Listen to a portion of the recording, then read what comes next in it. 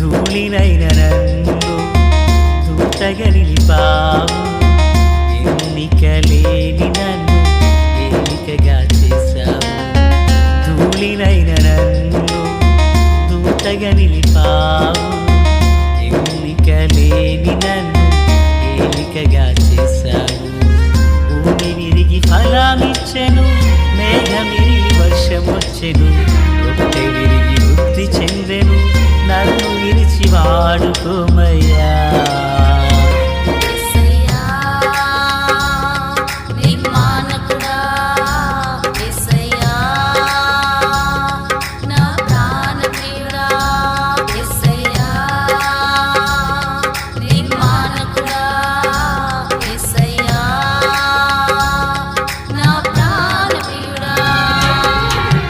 ధూళినైన నన్ను దూతగా నిలిపావు.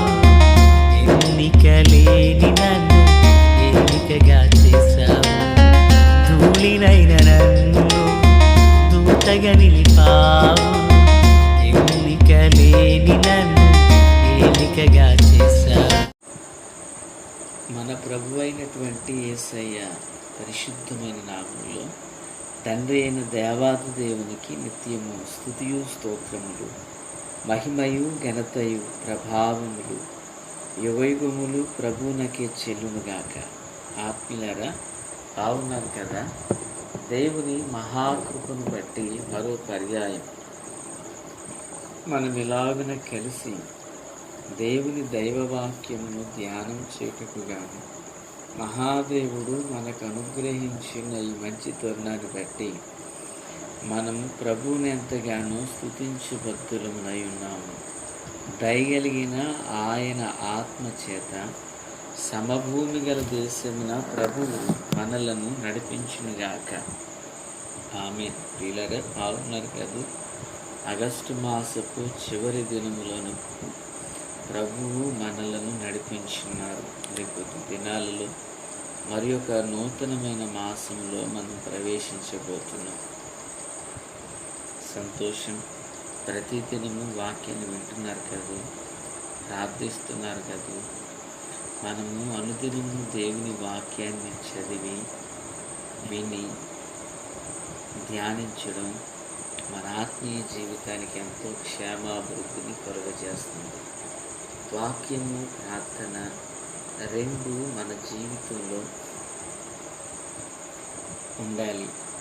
గాలిలో ఎగురుచున్న పక్షికి రెండు రెక్కలు ఉన్నట్లుగా మన ఆత్మీయ జీవితానికి ఇవి రెండు ఓ శ్రేష్టమైన పునాది అనుభవములు అని మనం గ్రహించాలి. సంతోషం. దేవుని వాక్యంలోకి వెళదాం. నిర్గమాకాండము 30వ అధ్యాయము ప్రియులారా, 7 నుండి 10 వరకు ఉండిన 4 వచనాలను మనము ధ్యానం చేయబోతున్నాం. 7వ వచనం: అహరోను ప్రతిదినము ప్రొద్దున దాని మీద పరిమళ ద్రవ్యముల ధూపము వేయవలెను. అతడు ప్రదీపములను చెక్కపరుచినప్పుడు దాని మీద ధూపము వేయవలెను. ప్రార్థన. తండ్రి దేవా, స్తోత్రం. వాక్యం చేత మాతో మాట్లాడండి, మమ్ములను బలపరచండి. మీ దీవెన ఆశీర్వాదం తోడైండునుగాక. మేలు చేత నడిపించండి. రహస్య రాకడ కొరకు మమ్మల్నందరినీ సిద్ధం చేయండి. సియోనులో నుండి మీ కృపాహస్తం మాపై చాపబడునుగాక. యేసయ్య మహోన్నతమైన నామములో ప్రార్థించిన మనవులన్నీ పొందియున్నామని నమ్ముచున్నాము. మా పరమ తండ్రి. ఆమేన్. ప్రియులారా, బాగున్నారు కదూ? ఈ చదవబడినటువంటి 4 వచనాలలో ధూపవేదిక మీద ధూపము ఎప్పుడెప్పుడు వేయాలి, ధూపములో ఏవేవి కలపాలి అనే విషయాలు ఇందులో చెప్పబడుతూ ఉన్నాయి. ప్రియులారా, ధూపవేదిక యొక్క ఎత్తు, వెడల్పు మనం మొదటి వచనాల్లో చూచాం కదా, అది నిలవబెట్టిన స్థలం ఎక్కడ అనేది మనం విన్నాం కాదు. అయితే ఆ ధూపవేదిక మీద ఏమేమి వేయాలి ధూపముగా, ఎప్పుడెప్పుడు వేయాలి అనేది ఇక్కడ మనం చూడబోతున్నాం. ఈ పరిమళ ద్రవ్యములతో ధూపమును తయారు చేయాలి అని చెప్పారు.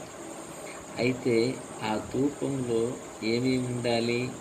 దేవుని వాక్యములో నుండి నిర్గమాకాండము 30వ అధ్యాయము 4వ వచనము, పరిమళ ద్రవ్యములను అనగా జటామాంసి, గోపీచందనము, గంధపు చెక్క అను పరిమళ ద్రవ్యములను, స్వచ్ఛమైన సాంబ్రాణి, 4 ముడి సరుకులు ఇక్కడ మనకు కనబడుతున్నాయి. 1 పరిమళ ద్రవ్యములు కొరకైనటువంటిది జటామాంసి, 2 గోపీచందనము, 3 గంధపు చెక్క, 4 సాంబ్రాణి. ప్రియులారా, ఇంకొంచెం 35 వరకు వెళితే వీటిలో కాస్త ఉప్పు. ఈ 5 సుగంధ సంభారములతో పరిమళ ధూపమును తయారు చేయవలెను అంటున్నారు. ప్రియులారా, 5 సుగంధ సంభారములు ఇక్కడ ఉన్నాయి. బైబిల్ గ్రంథంలో 5 అనబడిన సంఖ్య కృపను సూచిస్తుందని గడిచిన దినాల్లో మనం విన్నాం. అంటే ఒక మనిషికి ధూపం వేయడం దేవుని యొక్క కృపను పొందుకోవడానికే అది ఒక మార్గం. దేవునికి స్తోత్రం. ప్రియులారా, అయితే ధూపములు ఏమేమి ఉన్నాయి అనేది మనం విన్నాం.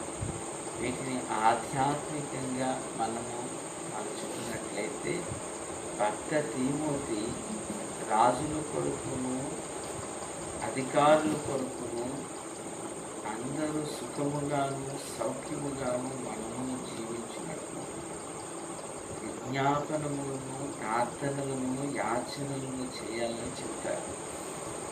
ప్రియులారా, అయితే ఇది ఎప్పుడెప్పుడు వేయాలి అంటే చూడండి, 7వ వచనం, ప్రతి దినము ప్రొద్దున దాని మీద పరిమళ ద్రవ్యముల ధూపము వేయవలెను. మరియు 8, మరియు సాయంకాలమందు అహరోను ప్రదీపములను వెలిగించినప్పుడు దాని మీద ధూపం వేయవలెను అంటున్నారు. అంటే ఉదయమును సాయంత్రమును ధూపాన్ని వేయాలి. ఇలాగే వింటున్నారా? ఉదయము సాయంత్రము ధూపాన్ని వేయాలి. అయితే ఈ ధూపం ఎప్పుడు వేయాలి? సమయం చెప్పబడింది కాదు, ఉదయ సాయంత్రం అని. అయితే ఏ సందర్భంలో అంటే ప్రదీపములను వెలిగించు సమయమున అంటున్నాడు. గుడారంలోనికి దైవజనుడైన అహరోను ఎప్పుడు వెళుతున్నారు? ఉదయం సాయంత్రం. ఎందుకు వెళుతున్నారు? ప్రదీపములను వెలిగించినప్పుడు ఉదయం సాయంత్రం ఆ దీపములు వెలుగుచున్నవో లేదో, వాటిలో నూనె ఉన్నదో లేదో తాను చూడడానికి వెళ్ళి దీపములు సరిచేసి వెలిగిస్తాడు. బాగా గమనించండి, ఉదయం సాయంత్రం దీపములను వెలిగించే సమయం. ప్రియులారా, దీపమును వెలిగించినప్పుడు ధూపమును వేయాలి. ఆమె దీపము మీకు గుర్తున్నది కాదు, 119వ కీర్తన 5వ వచనంలో, 105వ వచనం కదా, నీ వాక్యము నా పాదములకు దీపము అన్నారు. దీపం దేవుని వాక్యం. ప్రియులారా, మరి ధూపం దేవుని సన్నిధిని చేయు ప్రార్థన. ఆమేన్. అంటే ఒక మనుషుడు తన జీవితంలో ఉదయమున వాక్యము ప్రార్థన 2 ఉండాలి, సాయంత్రమున వాక్యము ప్రార్థన రెండూ ఉండాలి. కొందరు బైబిల్ చదవడం ఆరంభించి మొత్తం ఏమున్నదో కవి పట్టేసుకోవాలని చెప్పి కడ నుంచి కళా చదువుకుంటూ పెట్టు. వాక్యం చదవడం తప్పు కాదు, చదువుతున్నావు మంచిదే. చదివినది నీవెంతవరకు అర్థం చేసుకున్నావు, అర్థం చేసుకున్న దానిలో నుండి నీ జీవితానికి ఎంతవరకు దాన్ని అన్వయించుకున్న దానిలో నుండి ఎంతవరకు నీ జీవితాన్ని మార్చుకున్నావు, ఇది ముఖ్యం. అన్ని జనులు కూడా చదువుతున్నారు బైబిల్, తప్పులేంటో పట్టుకుందామని. పిల్లరా, వారికి మనకి తేడా లేదా? మన వాక్యాన్ని చదివి దానిని గ్రహించాలి, గ్రహించినది జీవితానికి అన్వయించుకోవాలి, అన్వయించుకున్న దాని ప్రకారంగా మార్పు కలిగి మనం బ్రతకాలి అని ప్రభు ఆశపడుతున్నాడు. దేవునికి స్తోత్రం. అంటే దీపము దేవుని వాక్యము, ధూపము దేవుని సన్నిధినిచ్చేది ప్రార్థన. వీళ్ళరా ఇప్పుడు ఏం జరుగుతుంది? దీపాలను వెలిగించడానికి లోనికి వెళ్ళిన ప్రతిసారి అహరోను మరి పరిశుద్ధ స్థలంలో సంచరిస్తూ అక్కడ ధూపాన్ని వేస్తున్నాడు. దేవునికి మహిమ కలుగుగాక. ఈ జీవపు మన్న వాక్యాన్ని గురించిన ఆత్మీయులందరికీ ఒక అన్నగా, ఒక దైవజనునిగా, మీ బిడ్డగా నా 2 చేతులు జోడించి మాట చెబుతున్నారు. ప్రతి ఉదయం మీరు వాక్యాన్ని చదవండి, ప్రతి ఉదయం ప్రార్థన చేయండి, ప్రతి సాయంత్రం వాక్యము ప్రార్థన, వాక్యము ప్రార్థన, ప్రార్థన వాక్యం, ఇవన్నిటికీ మీ జీవితంలో దూరము కాక. ప్రియులారా, ఇది బైబిల్ క్రమం, ఇది బైబిల్ పద్ధతి. ఇలాగున్న దేవుడు చేయమన్నారు. దీపాలను వెలిగించండి, ధూపాన్ని వేయండి అన్నారు. అనగా వాక్యము ప్రార్థన 2 ఉండాలి. ఆమె అయ్యా మేము ఆదివారం మందిరంలో వింటున్నాం, చదువుతున్నాం, ఆదివారంది పునరుత్థాన ఆరాధనకు కదా, అది కాదు. ప్రతి దినము డే బై డే, ప్రతి దినం మన జీవితంలో వాక్యము ప్రార్థన ఉదయ సాయంత్రములు అవి ఉండాలి.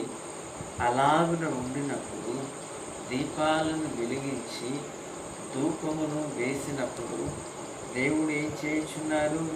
ఆత్మీయులారా వింటున్నారా? ఈ క్రమం అంట ఇశ్రాయేలీయులకట అది నిత్యమైన ధూపం. 8వ వచనం, అది మీ తరములకు యెహోవా సన్నిధిని నిత్యమైన ధూపము.